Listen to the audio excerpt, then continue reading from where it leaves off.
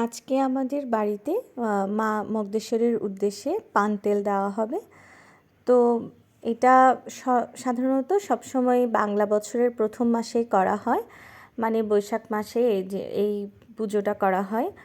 তো আমার শাশুড়ি মা সব কিছু গুছিয়ে নিয়েছে, ঘট রেডি করে নিয়েছে, বিভিন্ন রকমের ফল দিতে হয়, বিভিন্ন রকমের ফুল, দুব্বা, মিষ্টি, খাজা, নিমকি, তারপর হচ্ছে চিড়া, কলা, চাল, সব পান, তেল সব কিছু মিলিয়ে ওখানে গিয়ে মন্দিরে পুজো দিয়ে মাকে স্নান করিয়ে দেয়। মাকে স্নান করানোর পর পুজো শেষ করে সব কিছু মাকে প্রসাদ দিয়ে ওখানে যারা প্রসাদ গ্রহণ করার জন্য আসে তাদেরকে প্রসাদটা দেওয়া হয়।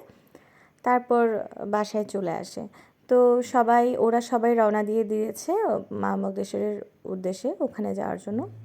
তো আমার একটু অসুস্থ থাকার কারণে আমি যেতে পারিনি। তো সবাই ভালো থাকবেন, সুস্থ থাকবেন। ধন্যবাদ সবাইকে।